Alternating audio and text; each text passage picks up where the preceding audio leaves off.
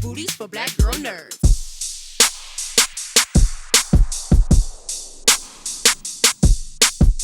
Thanks so much for taking the time to speak with me. I appreciate it. Hey, Yes, Jamie. hello. Hello. I've been writing for this show so hard, so it is so exciting to finally see it. And I'm Yes, even more excited ma'am. to talk to you guys about it. Yes, Thank you. ma'am. You Thank you. absolutely have been writing. Very excited to talk to you. Well, I'm glad that you see that. Dominique, I'm going to start with you. Riri is still a teenager that is navigating the weight of power, legacy, and responsibility. How did you tap into that emotional duality of genius inventor as well as a vulnerable young woman?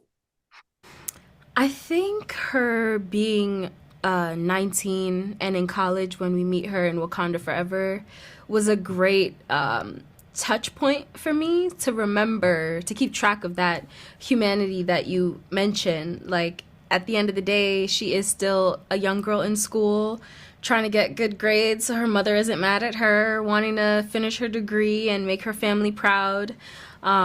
It just so happens that while she is there in school, her brain is going light years a minute, and she's far surpassing what the environment, the teachers are kind of able to do for her.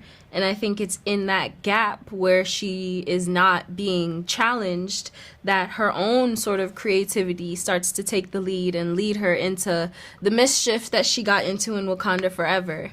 Of course, not realizing that anyone was checking for her, you know?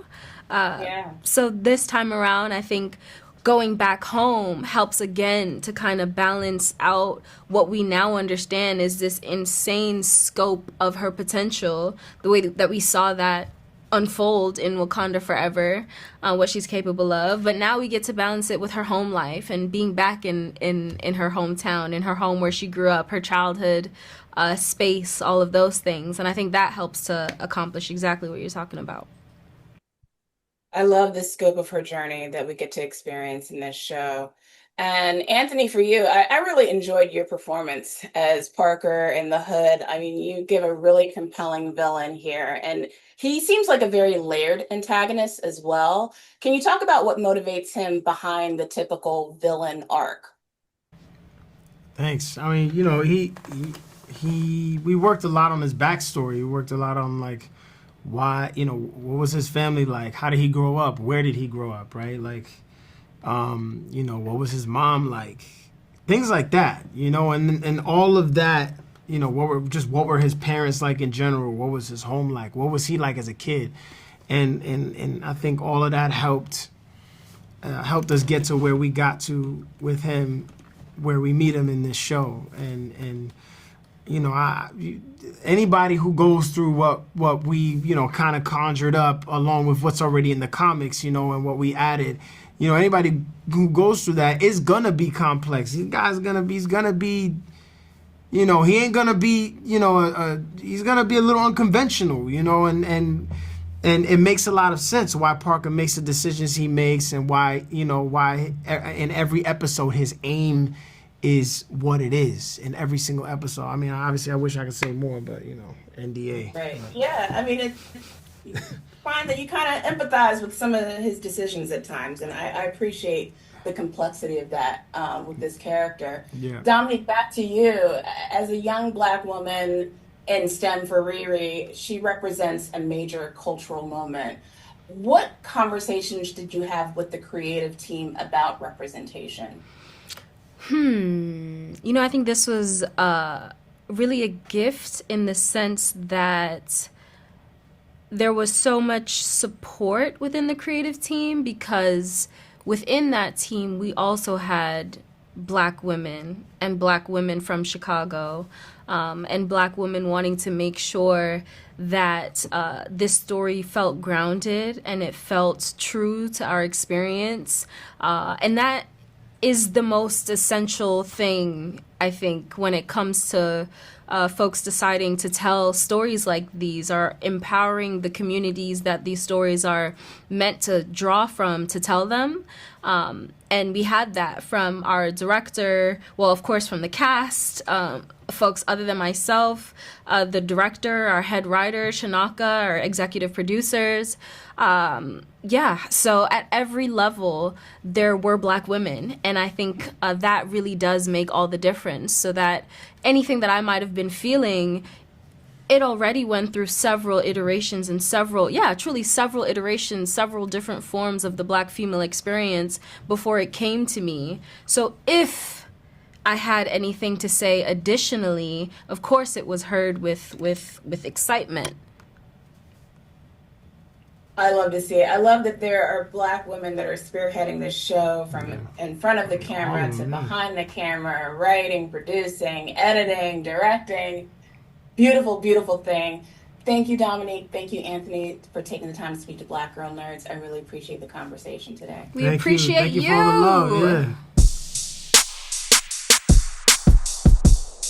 Yeah, she looks like an Evans. Black Girl Nerd.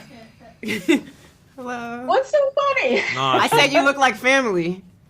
Oh, well, it feels like family being in this room talking to you guys, because first and foremost, I just want to say, Ryan, congratulations on Sinners. It is a piece of art, and never has a film resonated with me so much that this film has. So just wanted to say that really quick. And I look forward to having my mom see it when it comes out July 4th. I see the announcement that it's going to be on Max. Yeah. So just wanted to let you know about that. I appreciate you. But absolutely. I've been writing hard for Ironheart so much because I'm so excited for this series. I love that Black women are riding in the front seat of the car for this film, in the back seat behind the scenes of this for the series. I'm going to start my first question with you, Ryan. You know, as Ironheart expands Riri's story, what themes were most important for you to preserve as well as amplify? I think for me, the theme that I was the most interested in, or the idea that I was most interested in, was just the idea of ambition. You know, and how that can be such a complicated thing, and how it can be further complicated by where you are physically. You know, and you know, to compare and contrast Shuri's ambition with Riri's ambition. You know, being born in a royalty in Wakanda, you know, versus being born working class in Chicago. You know, and how that manifests. You know, that was a big one. You know, that was a big one for me. But the theme behind the scenes was just having a show being made by people who knew the most about this character's world. You know, and that was really, you know, that was really exciting to have you know three Black women from all walks of life, from all parts of the country, kind of being responsible for having the most direct creative hands in bringing this story to life, and you know women behind the scenes in Zenzi, Coogler, and Zoe Nailhout, and Kelsey Liu, you know, these young women at Marvel, you know, with access and the ability to help craft the story.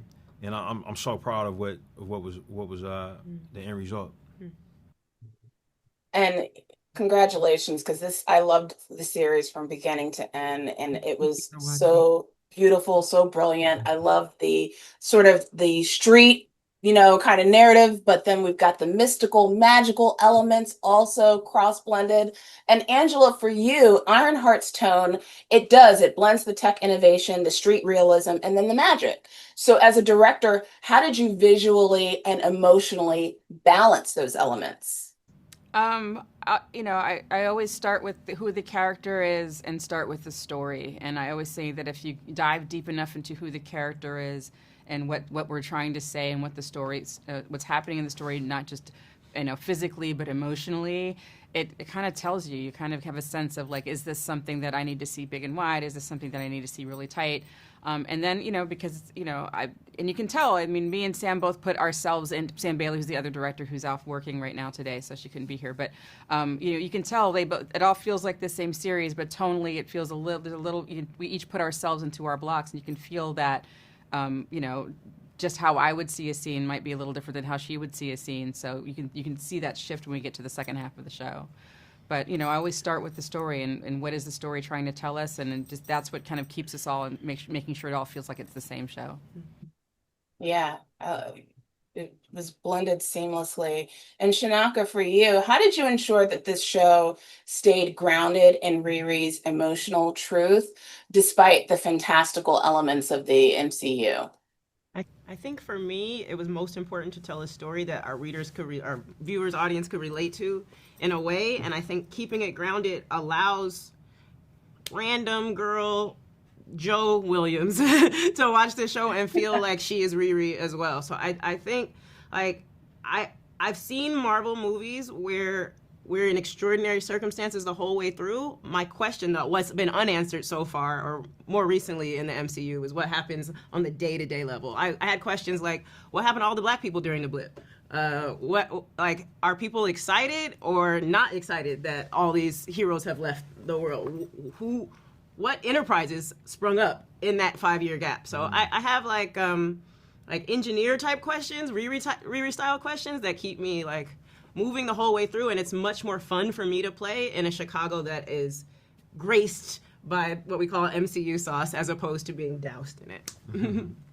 I love it. I saw the featurette that was released today, how you guys were very detailed about the Chicago setting, even down from the pizza slices being cut the right way. So congratulations on this project. I can't wait for everybody to see it. I will be live threading it on June 24th. Awesome. So I'm very, very excited for this series and for everybody to experience it like I have already. So thank you for your time. And Thank you so much. Thank you so much for watching, and thank you so much for what you do in general. Of course. Thank you. Take care.